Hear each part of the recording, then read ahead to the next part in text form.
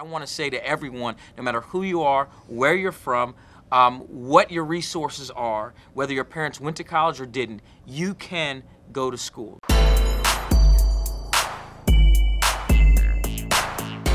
Good evening, and welcome to a special edition of Black Nouveau.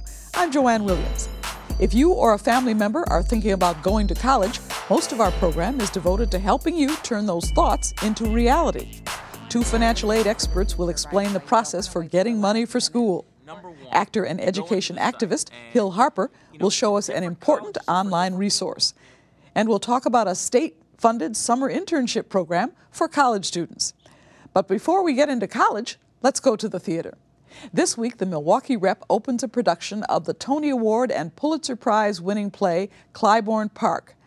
The play pays tribute to another classic, Lorraine Hansberry's A Raisin in the Sun. Clybourne Park is described as a wickedly funny and fiercely provocative new play about the combination of race and real estate. Humans are territorial, okay? Who are you? This is why we have wars. One group, one tribe tries to usurp some territory, and now you guys have this territory, right? And you don't like having it stolen away from you the way white people stole everything else from Black America. We get it, okay? We apologize, but what good does that do if we perpetually fall into the same predictable little euphemistic tap dance around the topic? You know how to tap dance? Look, you see? James T. Alfred is with us now. He plays Albert and Kevin in the Milwaukee Rep production. Welcome. Glad to have you on Black Nouveau. Thanks for having me. Tell us first about Clybourne Park. I think we're all familiar with A Raisin in the Sun, but this is the next generation. What's the storyline? Clybourne Park, I would say it's a riff on A Raisin in the Sun. It's not, I wouldn't say it an answer or a continuation, but it does pick up where that story left off. It's set in two separate time periods. For one, the first act takes place in 1959, then we fast forward to 50 years later to 2009. And the story is around what Raisin was around, the gentrification and this family buying a house and the implications of that in 1959, then fast forward to 2009, the implications of a white family coming into a predominantly Black neighborhood that has already been gentrified and buying a home and not fitting in. They want to do what they want to do with the house and put what they want to put in their yards and what have you, and everybody have the freedom to do that. But what does that say to one coming, an outsider, if you would, coming into a community and not fitting in or not willing to fit in? So you play two roles. What are the two roles? In two different era? Yeah, well, the cast is cast. We're dual cast. You play one role from 1959, and then you fast forward to 50 years later and play another role, not necessarily the same person. So I play Kevin and Albert. Albert is the husband of the domestic worker in the Stoller's residence in 1959, and then I'm married to Francine later, or Lena, I'm sorry, later, 50 years later, and I play Kevin. Now, how are you going to switch your mind from 1959 to 2009? Big difference in society, in culture, in attitudes, in language. That's the job. That's the job. That's where a lot of the research, a lot of the conversation comes in during the rehearsal process, understanding what we have, where we came from, and what we're dealing with now. And I think the playwright kind of lays it out for you in the text, gives you all the clues, and that's where, as an actor, where I start with the text. So these are two distinct people, and hopefully you'll see two distinct people, but it's all laid out for you. It's a roadmap. Mm-hmm. And we spent an extensive amount of time discussing the play from both eras and what has changed and what has not changed. And I think that's what the play is about. Have we changed? How far have we come? Are you really the person who you think you are? Interesting questions. Yeah. Will there be answers, or do you leave the audience with questions? I think there's some resolve there, and then I think there's a lot of things that aren't resolved. I think that's the intent of the playwright, in my opinion, is to really leave you with these questions so that you can do some introspection and see. I think when people come into the theater, everybody will see somebody that they know, if not themselves. And they'll be able to ask the questions or even look at that person and say, wow, that's me, or that's my husband, or that's my cousin, and really listen to the language and the things that are said, and to wonder, have we really come this far 50 years later? So tell me a little bit about you. You're didn't start off as an actor when you said what you want to be when you grow up. I started off in corporate America and international business. I worked for this big conglomerate called FMC down in Chicago, where I was in sales and marketing, and I sold chemicals to phosphates and what have you. I worked in the phosphorus division of the FMC Corporation and the Chemical Products Group. Then you went from chemicals to acting. How'd that happen? 1996, 97 actually, I saw a production of August Wilson's Jitney at the Goodman Theater. And I'd never seen black people presented dramatically in that fashion, where they were given full humanity, three-dimensional people, full dignity. I was too young to see A Raisin in the Sun at that time. And it blew me away. And I remember being on the edge of my seat for 2.5 hours and wanting to stay for 2.5 more. And at the end, I was moved. I saw subsequently Ma Rainey's Black Bottom, and that blew my mind. And I remember just being in tears and said, I want to do that. I want to say those words. I want to tell those stories. And if I did nothing else, I'd be satisfied. Well, I hope that we will be on the edge of our seats when we come to see Clybourne Park. I hope so. With you, James T. Alfred. We'll see how it goes, and we'll give you a review when it's over. Thanks for joining us. Thanks for having me. Thanks for having me. Later in the program, we'll explain how you can win tickets to see Clybourne Park, which is at the Milwaukee Rep through February 24th of 2013. Finding money for college can be a challenge, but that doesn't mean the money's not out there for you. We're joined by Tamia Cloyd, Financial Aid Specialist at MATC, and Susan Tiering, Director of Financial Aid at Marquette University. We're here for another trip into the dizzying world of financial aid. I say that as a mother trying to figure out the financial aid. First of all, what's new in 2013 that we parents have to figure out? Financial aid is pretty much the same. There are some new things as far as the grants. Of course, you still want to apply very, very early, especially if your child may be eligible for state grants. The earlier you apply, the better your chances. And also, the earlier you apply, if we're going to need any additional documents from you, that's the best time to apply because we can let you know right away. Some of the things that have changed are verification. The verification process may be a little bit simpler for parents because we may not be asking for as many documents. We're going to ask for, from certain parents, specified documents. So that'll slim it down and make it a little easier. What happens if a parent or a family's financial situation has changed in the last 2 or 3 years and they have someone going to college? What's that going to do to their financial aid prospects? Well, you always apply for financial aid using the previous year's tax returns. So folks applying for fall of 2013 will be using their 2012 tax returns. If something changes in early 2013, that the family, maybe there's a job loss or something that we've seen in more recent years, then the family should contact the financial aid office where their child is planning to enroll and talk to them about their changed circumstances so that financial aid office can then do an adjustment based on the new information. Students and parents sometimes ask, what comes first, being admitted to a college or university or having the money to attend that college or university? Well, it depends on the type of university or college or university your child is planning to enroll in. If you're going to a higher cost institution, a state institution or a private institution, typically the student is admitted first and then they apply for financial aid. And when those two pieces come together, the FAFSA is filed and the student has an admit decision, then a financial aid package would be put together for them. But it might be different at MATC where it's more an open enrollment institution. At MATC, it really doesn't matter. You don't have to be admitted. You can do your application right away and then be admitted and still receive the same package. We just encourage everybody to apply right away. In fact, a lot of times we want you to apply even before becoming admitted because we don't want anything to hold you back. You said that magic word, FAFSA. That stands for what? It stands for Free Application for Federal Student Aid, and it's the federal financial aid application that no matter where your son or daughter decides to enroll in college, that's the one form every school has in common. And when do you have to fill that out? It becomes available on January 1st of each year. So you can apply as early as January 1st or at any time throughout that academic year. But the earlier the better. Does it make a difference if you're applying to a college or university or a trade and technical school? Is the process the same? Starting with the FAFSA, the process is the same, and then as you move through the schools process, things might be a little different along the way, but that initial process, filing that form, is where everybody starts. People always think that they're going to get huge amounts of scholarships.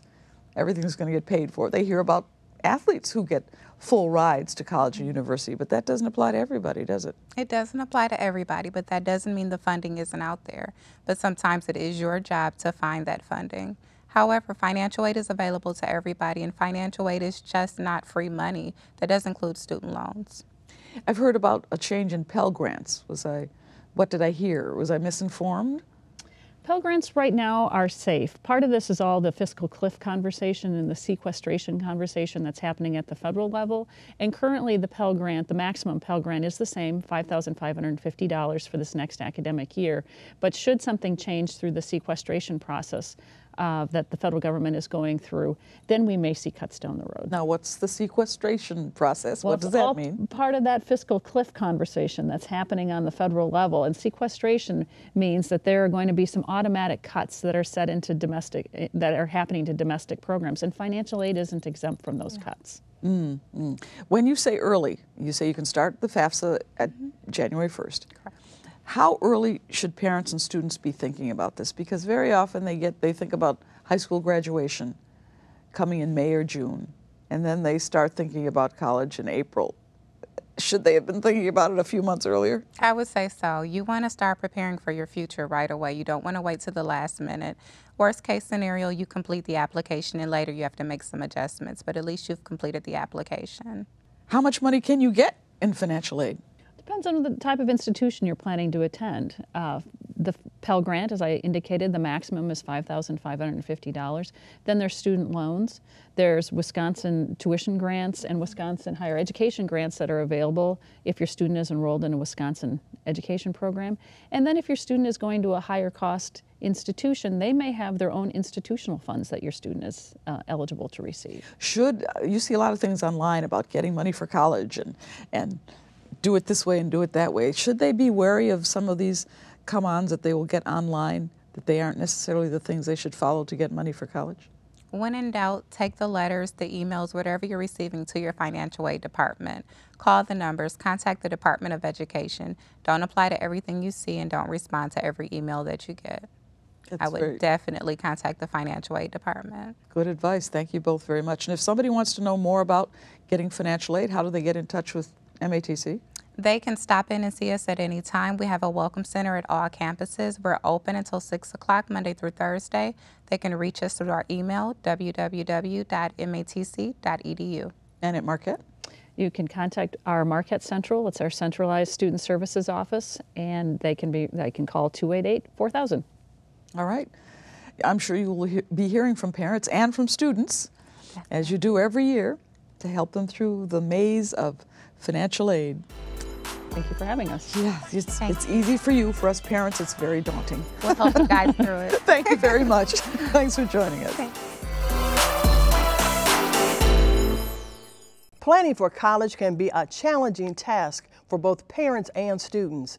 The complex process of finding, applying for, and affording the right school can be overwhelming. The College Board's Big Futures website is designed to guide families step by step through the process. We're joined now by actor Hill Harper, also known as Dr. Sheldon Hawks on CSI New York, who is also an education advocate and a spokesperson for the Big Futures website. Welcome to Black Nouveau, Mr. Harper. You've got three college. Hi, how are you? Fine. You got 3 college degrees yourself, so you really know the value and the importance of education in today's society. And for the point, yes, you know, Liddy, I was just going to say, I was agreeing with you. You know, for me, I'm the product of the public school system, and I was able to then go to Brown University and get 2 graduations from Harvard. And all my success in life, I believe, starts with the foundation of education. And I truly, truly believe that. And that's why I'm a big supporter of this new tool, this online resource tool, bigfuture.org. What prompted the College Board to create the Big Futures website?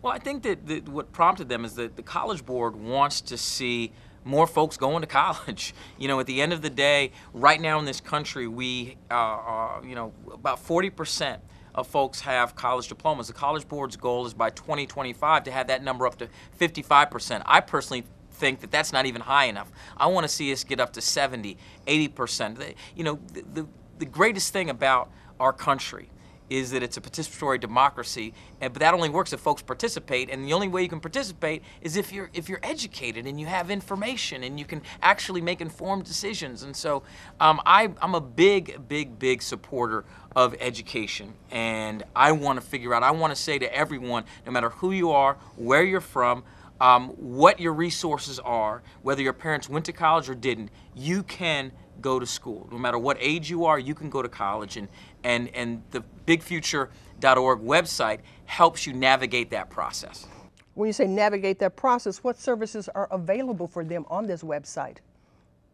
Okay, it's a number of things. Number one, you go into the site, and you know, different colleges are for different people. You know, we all have different interests, and so it helps you identify, you know, what majors and what different colleges may fit your interest. It also identifies colleges and programs based on regions or areas of the country. It also helps you figure out cost and cost issues. It helps you identify financial aid, grants, low interest loans, and what the true cost of college will be to you. There's a lot of fear out there, Liddy, about college, where you see these big numbers thrown around like $200,000, $300,000 for a college education, where the true cost of college you can identify by going onto the site, and you can understand that it's not as expensive as you think, and it's accessible to everyone through different portals. It also helps with the application process. A lot of people, if you from a family who've never actually applied to college, you don't even know what that process is, and it walks you through that. So it's a one-stop shop for being able to navigate that journey into college. How are the College Board people getting this information out to students to get to that site? Well, part of the work is this. I mean, you know, you letting me come on the air to talk about it, you're right. There's, you know, even if it's a free online tool, right? No one's going to ask for your credit card information. Right. And so it's a great tool. It's for everyone, but it's only as good as how many people know about it. So we're asking people like you to spread the word. I'm on Twitter. Folks can, I read all my app mentions. If they hit me on Twitter and they need more information, it's also on Twitter.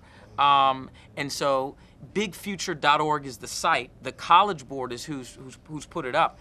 And it's a great tool. Let's talk a bit about your foundation, MYD, and how it serves students. Sure.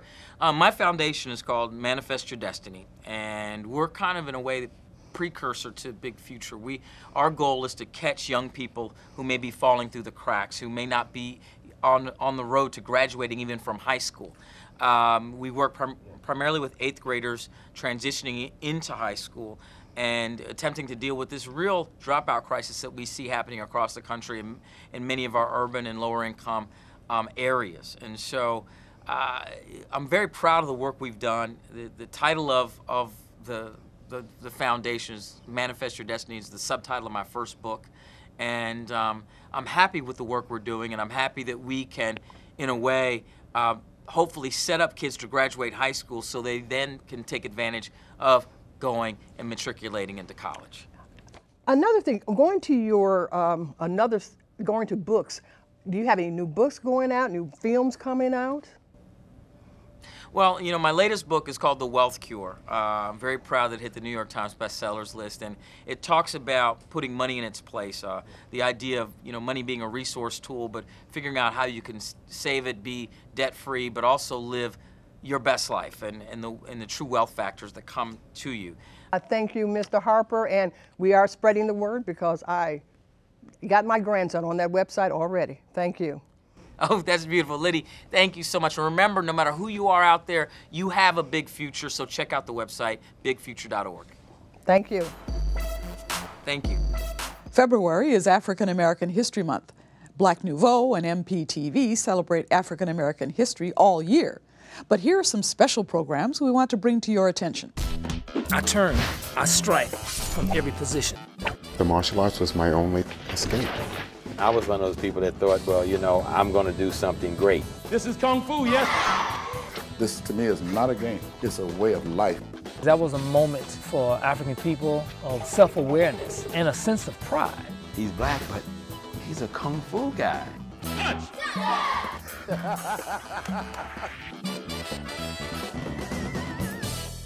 The Black Kung Fu Experience airs on February 2nd at 10 a.m. on Channel 36. And I Remember interviews Felmers O'Chaney on February 4th at 6:30 p.m. on Channel 10. And Extraordinary Women, Josephine Baker, airs on February 4th at 9 p.m. on Channel 10.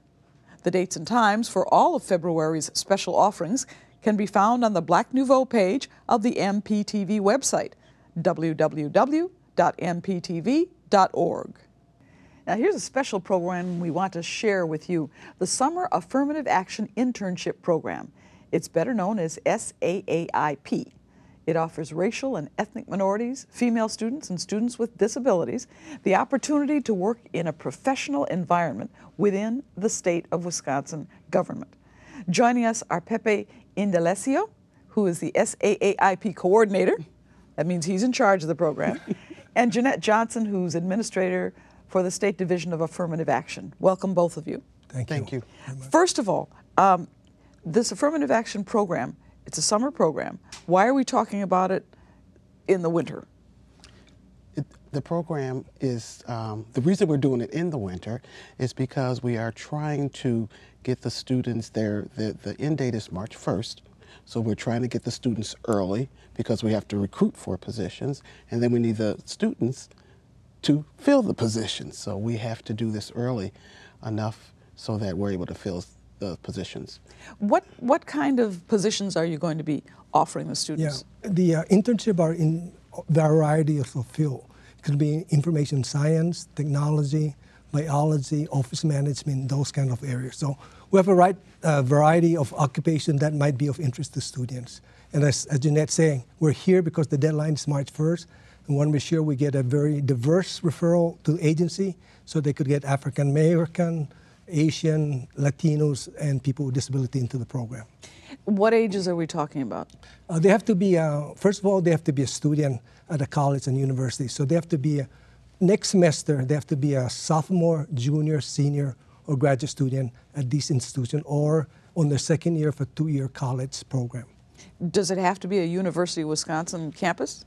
Yes, it has to be a University of Wisconsin campus, but could be other campus, any university throughout Wisconsin, and they have to be a resident of Wisconsin. So it could include Marquette University, Cardis College, etc. And so I just want to piggyback off of what Pepe had said. The age is 18. As long as you are a student in a university, doesn't matter what the age is. So there's no upper age limit? No, there's no upper limits. Okay, so when some of us who may be older students go back to college, we'd be eligible too? Correct. Yes. We're getting a lot of applicants that are, because of the economy, are going back to school. They need the internship to get a firm grip in terms of job opportunities, so we're here to help them. So we cover all gamuts in the society. What kind of jobs are you going to be offering? Give me an example. Human resources, IT,